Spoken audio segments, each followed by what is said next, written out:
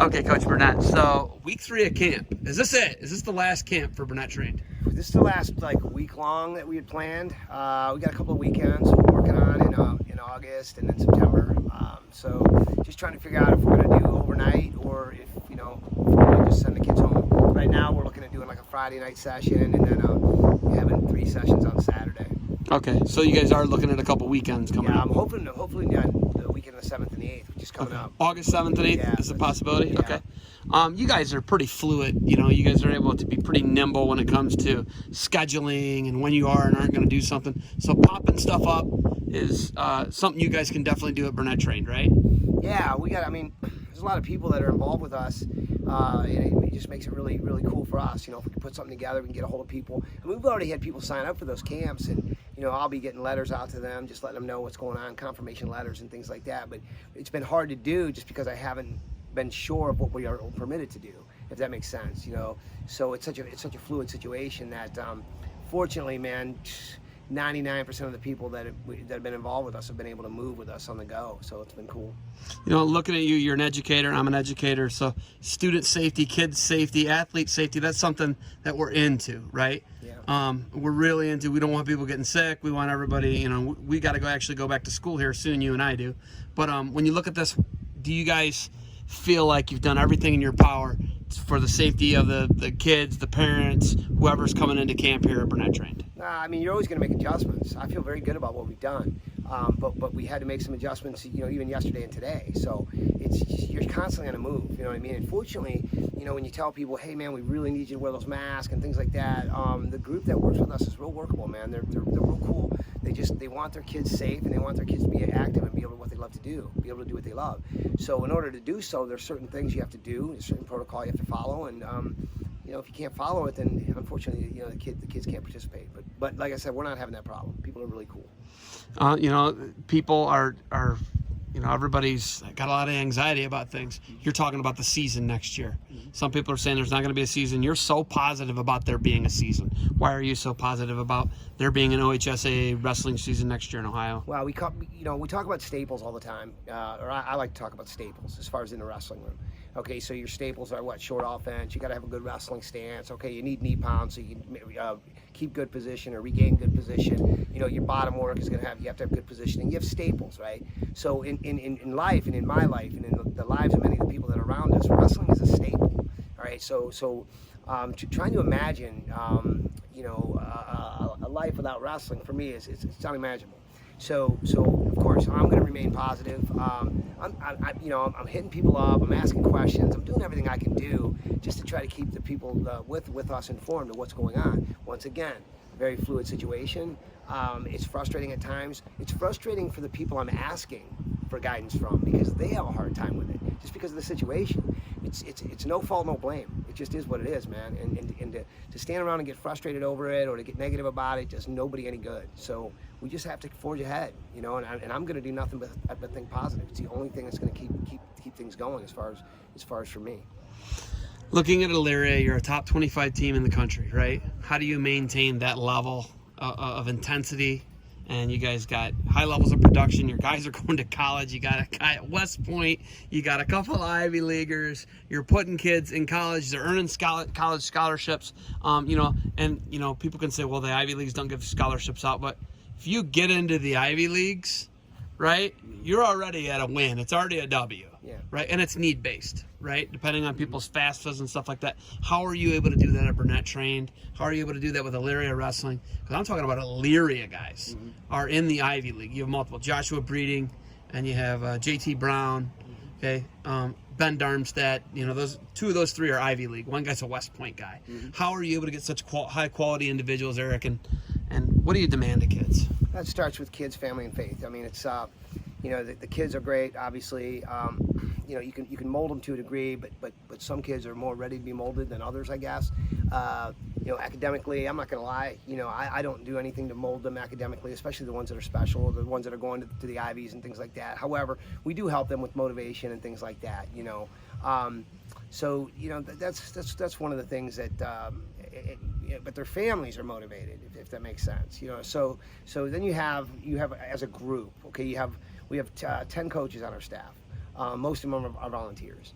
All right, so we're running camps out here. We have an assistant coach, Coach Chidlaw. He's a volunteer coach. He's in Elyria, and he's in our weight room. Okay, he's availing himself for our kids that can't come to camp that want to lift weights. All right, you can't do that. Okay, you can't run a program like that without people like that.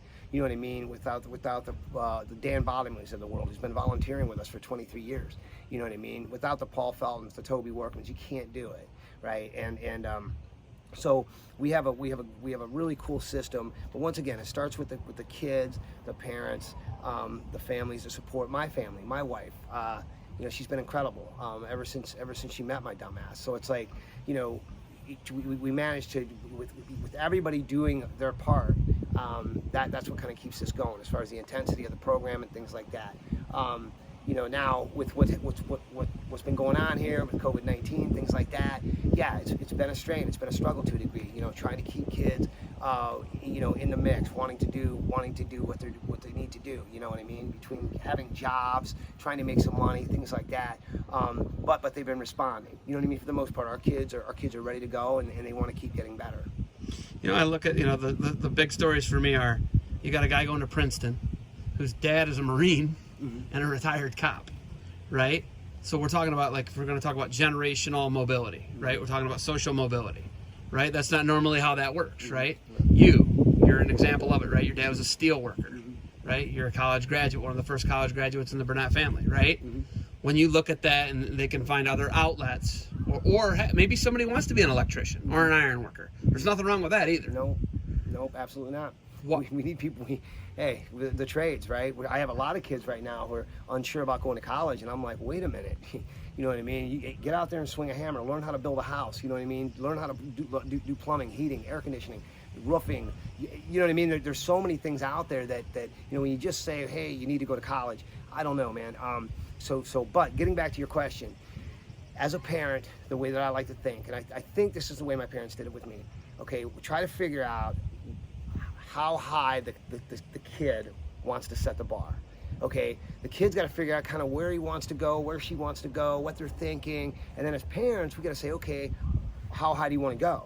You know what I mean? Are we talking about a profession where, you know, going in a field of study that's going to lead to a profession that's going to make you a ton of money? Is that important to you? If it is, okay, here's what we need to do. If you're talking about, you know, working in a field where you want to help people and things like that, if you want to be a teacher, if you want to be a social worker, okay, here's where you want to go with that. Here's the skills that you need to develop. Here are the habits you need to develop. Here's parts of your personality that you're going to need to have if you're going to those types of fields. Okay, so you try to figure out what's a good fit for each individual, and that's what we tried to do. You know, Janet and I, our two sons are pretty opposite. You know, so what fits for Mick may not fit for Nate, and vice versa. But those are the things that we have to do as parents and try to figure this out and help these kids through this. So, you know, as far as, you know, if either one of my kids wants to be a homeschool counselor and a wrestling coach, I can help them with that. I know about that. You know what I mean? If they want to go a different direction, I can put them, okay, I can help them develop the habits that can lead them that way, but I need to put them in touch with the people who really know, if that makes sense. Yeah. That definitely makes sense. You know, if my kid wanted to be a baseball player, I was going to find the best baseball coach I could find for him, if that makes sense. You know what I mean? Same with life. Okay. What's next as far as you guys for Burnett Trained and this whole wacky existence we're in right now? What do we do from here? Yeah, I don't know. Right now, I quite candidly and honestly, man, I don't know. You know, we're grinding ahead. You know, we're doing something that we love to do. The kids are doing something they love to do. And as far as starting to plan for the future, you know, if there's some events here and there that we can look at going and putting something together, we'd like to do that. But you know, for now, it's just the kids are happy doing what they're doing, and that's basically it right now. You know, you start thinking about, you know, how can you possibly think about cycling or peaking for something when you don't know what you're going to be allowed to do? You know what I mean? You can assume that certain events are going to happen. Well, like Super 32 would be the next thing you guys would be training for, let's say Elyria, right, or BTW kids. Right. That would be the next thing. Right, and right now, and what we're doing right now, what would we be doing for that? Okay, if that indeed jumps off and they have it, which I know they're planning on, this is exactly what we'd be doing. Okay, we'd be doing a camp right now. getting the kids ready to go.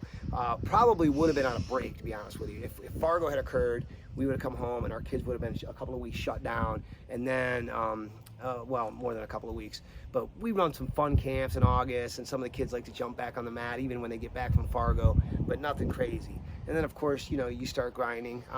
You start grinding in early September as far as to get ready for the Super 32. You know, depending on when they have it in October.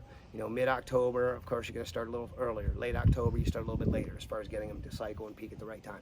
So, but right now, we're just kind of in that.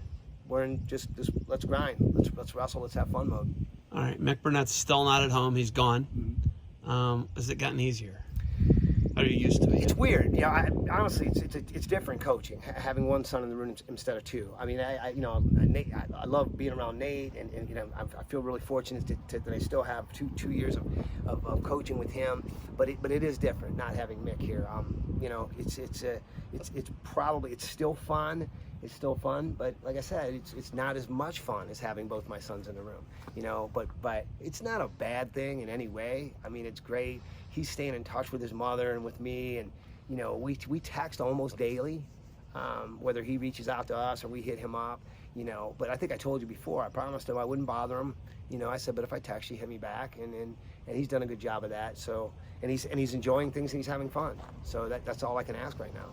All right, you got anything else for me? No, man, I'm just thinking beans, buddy. Beans. Miles, square miles of beans. Square miles of beans, man. I love it. It's making me kind of hungry. That's a couple square miles of beans. Yeah. Dude, it goes all the way down. There's like this big red barn. Yeah, that's. It looks like, I mean, it's like the size of my fingernail right here. I mean, but yeah, it's really actually amazing. It's the first time I've been behind this building in 3 weeks. I'm like, it's a lot of beans out in here. So yeah, very cool. good. Excellent.